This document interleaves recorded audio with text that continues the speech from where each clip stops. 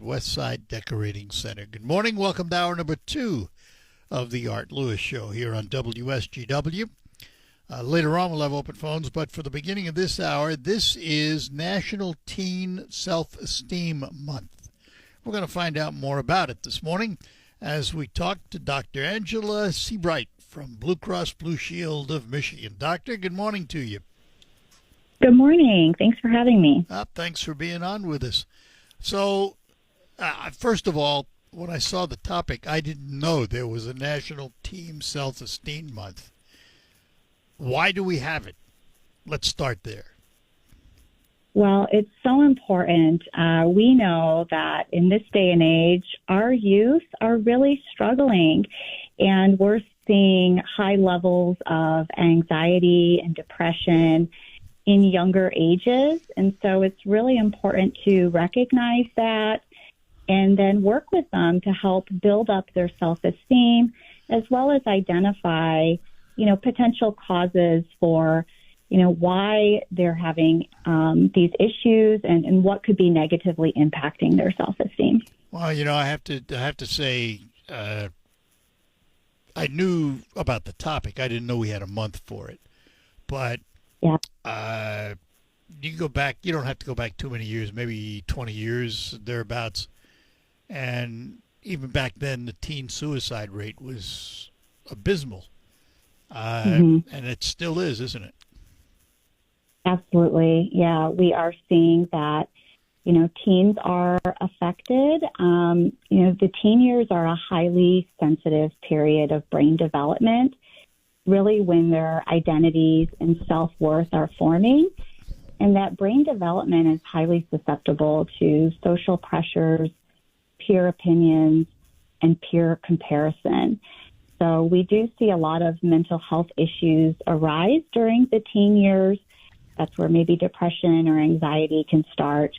And so it's really important that we address these issues. And I think compared to 20 years ago, we've done a lot of work on reducing the stigma when it comes to mental health. Yeah. And so teens of today are definitely more comfortable talking about mental health and getting help when they need it. Just out of curiosity, when we talk about mental health, is this something that Blue Cross Blue Shield would cover in an insurance policy? Yeah, so we are working really hard at Blue Cross to improve access issues when it comes to mental health care. We know it can be difficult to, get in to see providers. And so it's really important if you're struggling to, if you have to start with a primary care provider. I'm a primary care physician myself. And so talking with your primary care is a great starting point because they can help guide you in the right direction, whether, you need a therapist or you need to see a psychiatrist who is, a specialist in mental health conditions. It really depends on, the severity of the condition. Blue Cross, we want to make sure that those access issues are being addressed and that we offer, coverage for different types of care. Behavioral health needs or mental health needs therapy can be done successfully, via telemedicine or virtually. It's not always the case, but it definitely can be done that way. And so we really want to make sure that those providers are accessible when you need them. Are there signs of low self-esteem that a parent should be looking for? Yeah, so I think as a parent, I'm a parent myself. Parents are, the first person to notice when they see a change in their child. Also important to talk with, teachers and coaches and other people in the community that your children spend time with. But certainly if you notice a shift in their personality, maybe they're not engaging in activities that they once enjoyed, maybe if they seem a little bit withdrawn, if you're hearing a lot of negative self-talk, you're hearing them say, oh, I'm terrible at this, or I'm never going to be good at this, I'm stupid, things like that. Certainly that would raise a warning that, they're experiencing some self-esteem issues. We certainly also, I just want to bring up, the social media. That's a huge impact. So, talk about something we didn't have to deal with 20 years ago. This is a huge impact on the self-esteem in teens. And so I think if you find that your teen or your child is spending more time on social media, less time, with face-to-face interactions, less time outdoors, that would certainly be a red flag as well. We know there are some definite harms the more time you spend on social media, particularly in teens who are, in that period of, brain development, and the more time they spend on social media can certainly impact their behavior, their emotions, and so on. Can we reasonably expect to counter social media and its impact? Well, it's an uphill battle because it's not going anywhere. And I think parents can hold off as long as possible from, giving that smartphone, having their kids on social media. But the reality is that it's a part of our world. And at some point, kids are going to be exposed to social media. It's practically universal amongst our youth. At this point, a recent survey showed 95% of youth aged 13 to 17 report using some form of social media. And teens who use social media more than 3 hours a day more than double their risk of experiencing symptoms of anxiety and depression. And so, what we can do as parents and caregivers is really encourage them to focus and invest time in offline hobbies, extracurricular activities, sports, which are all great for their social, emotional development. And then also helping them set limits and helping them set healthy boundaries. So it can be a simple set of house rules when it comes to technology.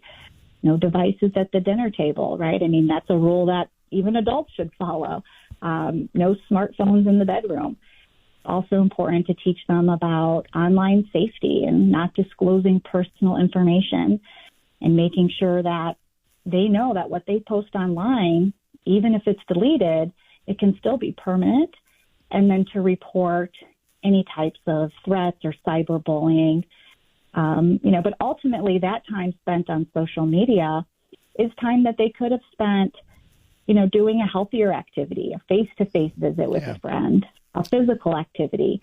Sometimes they're replacing sleep with time online, and we know how important sleep is, as far as our physical, but also our mental health. So it's really important that we set limits and we teach healthy boundaries.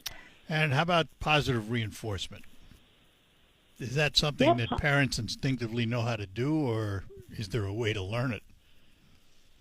Yeah, I think, parenting is hard, and I think we evolve as parents, and we have to learn too. I think there's a lot of parenting that's instinctive, but a lot of parenting that we have to be proactive.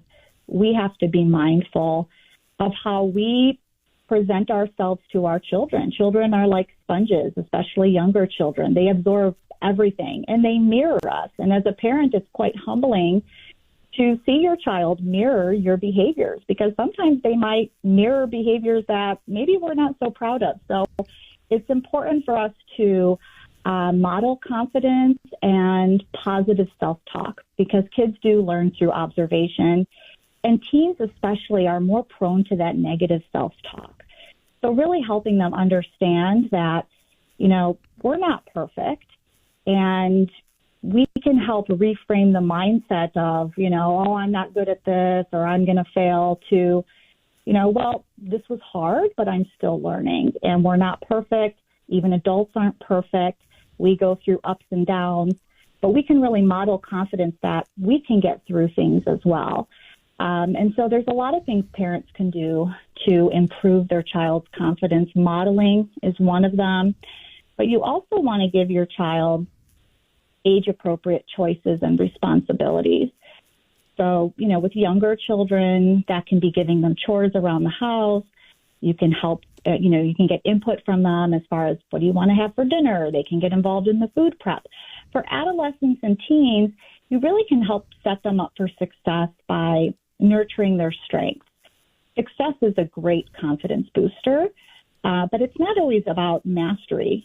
Struggles and failures are opportunities for growth. So, letting them take age-appropriate risks, letting them make mistakes in a safe environment helps them develop problem-solving skills and build resilience.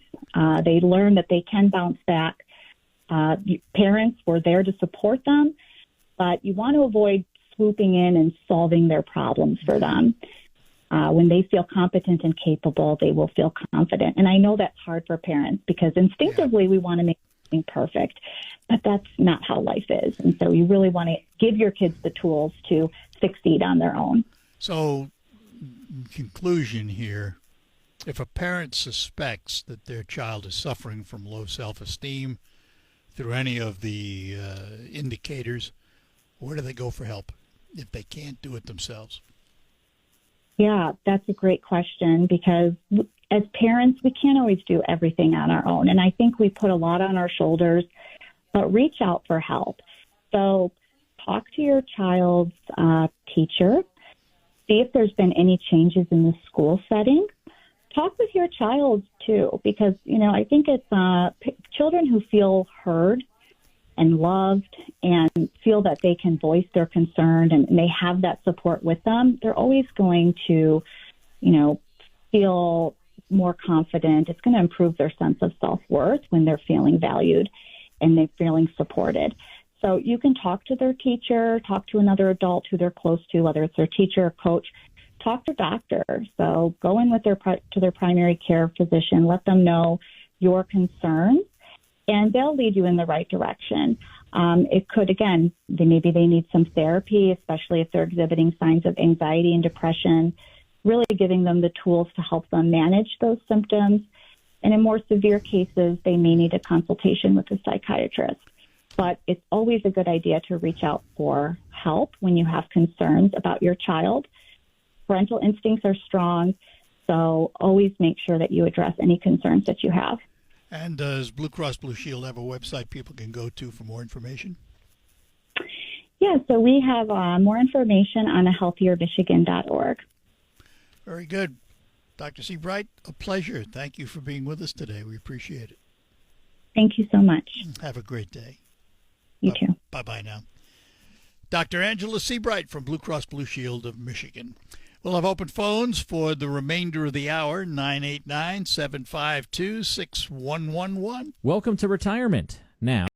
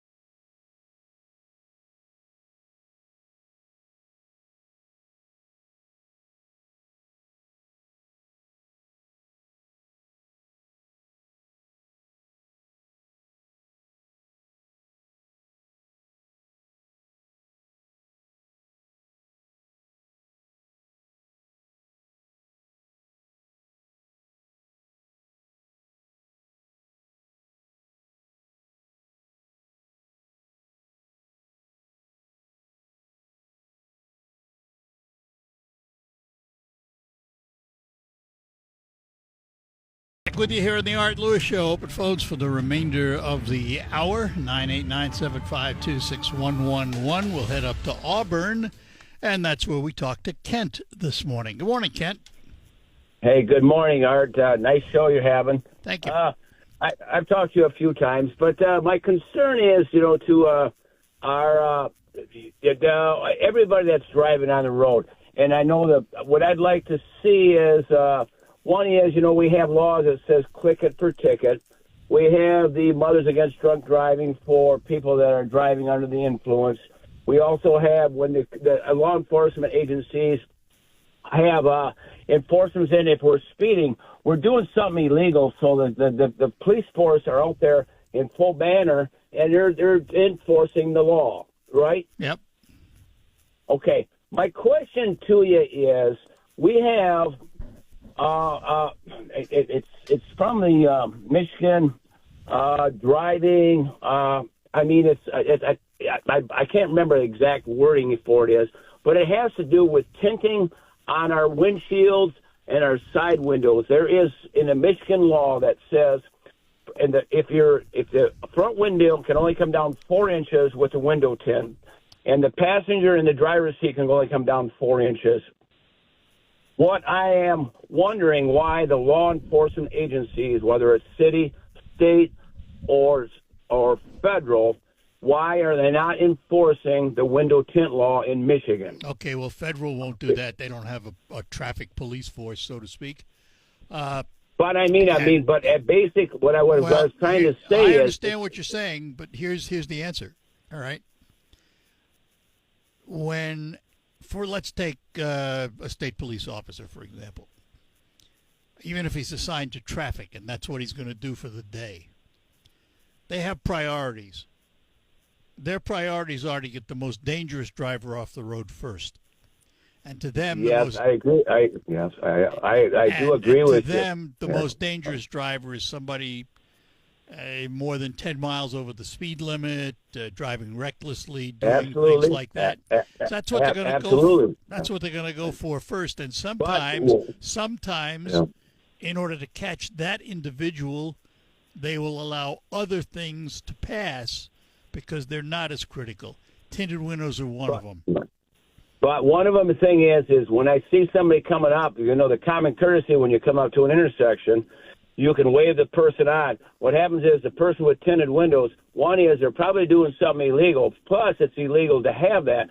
So it would be an easy way for the cops or the police or the sheriffs, or state police, when they're illegally running down the road with tinted windows, that's not legal. I can't run 100 miles an hour. I can't drive drunk driving, and I also can't be caught clicking with a ticket. With tinted windows, these people are getting away with stuff that they should not be able to have allowed in Michigan. Well, here's the thing. Priorities are priorities, and couple that with the fact that there is a shortage of officers on the road for whatever reasons. I agree there might be a shortage. Well, but then, what's happening is prioritization becomes the key. Who do you go for first? And tinted windows provide, I should say, tinted windows is easy because when you see a tinted window, you can pull them over and you can say, "Listen, I'm either going to write you a ticket or take the tinted window stuff off." Yeah, you can do that while the guy driving 90 goes whizzing by you. That's the point. Or plus or minus 3 miles an hour, he ain't going to pull you over, so I ain't doing anything illegal. The thing. What happens is when you see something illegal, see something illegal, it's against the law. It's against the law. In that case, they do nothing but stop tinted windows, and everybody else will get away with things because there are so many of them out there. Now, I understand what you're saying. Don't get me wrong. It's illegal. But the reality is, I'll tell you when they get stopped. They get stopped if they happen to pull into a convenience store or something like that, and a local officer happens to see them in there. That's when they get stopped, because they are stopped, but not with the greatest of numbers as they do for speeding and reckless driving and things of that nature, because they don't view it as big a hazard as that person doing excessive speed. Well, that's the reality. I beg to differ with you there, but I'm just going to beg to differ because I know what they're doing with illegal tinted windows. They're hidden from the law and they're trying to hide from the law. I would bet you 95% of the tinted windows are done for decorative or sun purposes, not hiding from the law. Now, are there Well, people that do? Yeah, of course there are, but the majority don't. I got $100 bill that I'll bet you that you know what, most people with tinted windows are doing something illegal. I'll give you 10-to-1 odds. Well, I know they're doing something illegal. They're driving with tinted windows. That's it. That's exactly right. But It's 100%. That's all right. I'm trying to get you Well, to. if you want to double or triple the police force, then we can get them all off the road. Reality isn't as going to happen. They're on the road right now. So you know what happens is they should enforce that law. Either that or don't enforce the speeding, don't enforce drunk driving, and don't enforce. You know what? Don't enforce ticket or ticket. Goes back to priorities. Which one's the most dangerous? The one most dangerous is tinted windows. No, not by a long shot, Kent. Come on now. Mm-hmm. You're telling me somebody doing 15, 20 miles over the speed limit is less dangerous than just somebody driving with tinted windows? Yeah, what about a guy that's got tinted? What about a tinted guy that's got tinted windows, got a gun in there, and he pulls alongside and shoots you? I got news for you. You don't have to have a tinted window to have a gun in your car. I understand that, but most people do. Well, you don't know that. You're guessing. Well, I know there's a percentage of people that can right to carry. They can have that gun if it's tinted window. Yes, so you don't know what's going on. And that's why cops are getting shot, because they have tinted windows. And what happens is when the cop comes up there, they can't see in there. Well, okay. I'm not going to argue with you anymore because it's all right. Thank you, sir. I got you though. Thanks. Have a nice day. You bet. Bye. Bye. And this is where I run into problems with my friends at the Michigan State Police. I have said for a long time I would like to see a highway patrol in Michigan dedicated to traffic, which would solve part of that problem that Kent talks about. However, I am reminded by my state police friends that they have traffic units out that are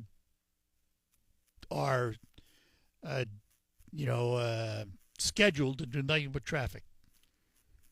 But I go back to my view of it, and that is I would like to see a dedicated highway patrol. Oh, well. I'm going to lose that battle, though. I'll tell you that right now. We'll take a break. Be back with more calls. Summer is on its way. Right here in the Great Lakes Bay region to your specifications. Your dollars are spent, and they stay right here in our local economy. Your time in bed may be cut short by today's demanding world, but don't be fooled. You can still get a quality good night's sleep on a sanitary mattress. And by the way, they feature a 1-hour delivery window of your mattress to your home. By the way, if you have an RV or a boat, Sanitary Mattress will custom make a mattress for you to your exact size, something the box stores can't do. Visit the Sanitary Mattress Factory and Showroom, serving the area since 1935. Set your GPS to 5343 Janes Road in Saginaw, just east of the Harry Brown Airport. Visit them on the web at sanitarymattress.com or call them at 753-1757,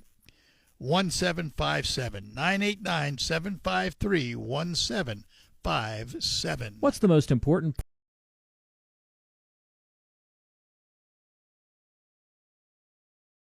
All right, we're back with you. Let's go back to the phones. Hi, who is this? Good morning. Good morning. Hi, Jean. How are you? A lady answering. This is Jean in Bay City. Gotcha. The nurse lady from Blue Cross was talking about mental health and self-esteem. Fred Trump, Donald Trump's father, was very, very verbally abusive to his sons. Inferring they weren't smart enough and they weren't good enough. And he did a lot of damage to his son's self-esteem and self-confidence. And that's why Trump, how his personality is, he seems like he's a braggart. But he's trying to make up for that verbal abuse from his dad to prove his dad wrong. That's possible. And I think he's proven his dad wrong a lot, so absolutely. Don't have to worry about that. That's why he has all this owning gold. Gold is the most precious metal. That's why he's got all those gold ornaments and everything in the White House. And that's why he talks about, like, Israel has the Iron Dome. Well, Trump wants to have a gold dome, which doesn't make sense because gold is soft. But having a golden age, and all of these things are because when you're verbally abused as a child, it's buried in your subconscious, and you're constantly trying to prove that wrong. Well, I'm not going to be. that- I'm not a psychologist or a psychiatrist, so I'm not going to analyze him. I'm sure that being abused as a child has impact on your life. Whether that's exactly what happened to Trump or not, I can't tell you. But I'm not Well, going as you to. said, I'm not he's going to play very, very, psychiatrist very- on the air. He's proved his dad wrong completely, but he still has that little bit of doubt in his subconscious. But anyway, Well, I don't I know. have to give him a compliment. Oh, Believe it or not, I'm listening. trying to make peace in Ukraine, I give him a lot of credit for trying so hard. It surprised me how upset he is about the amount of people being killed over there. No, that doesn't. That doesn't. He's been that way a lot. I've heard him say things like that before. But I will agree with you. He's trying.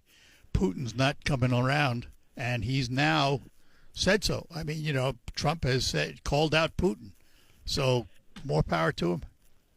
Well, I'll tell you. Okay, 1 minute. It kind of scares me for Trump's sake because Putin is a very, very evil, dangerous man, and he kills with poison.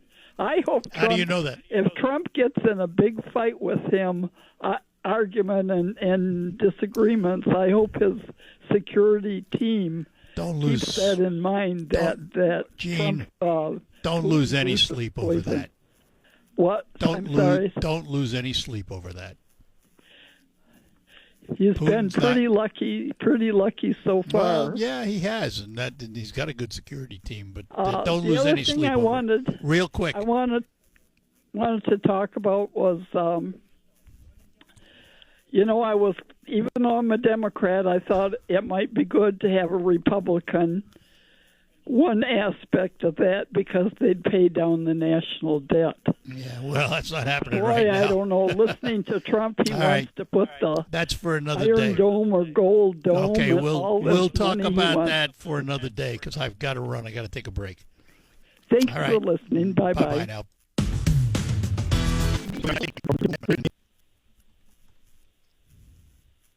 You there? For the one caller. So. Yeah. Yeah. All right. Cool. Okay. Thank Okay. you. Bye-bye now. Yeah. Bye. And let's go to Quantica C, and we'll talk to Hank this morning. Hank, good morning. Good morning, Eric. Got some good news for you. I called in earlier with save the date on the Vietnam moving wall. Oh, coming yeah. to Carroll. And we're certainly a lot closer to seeing it happen.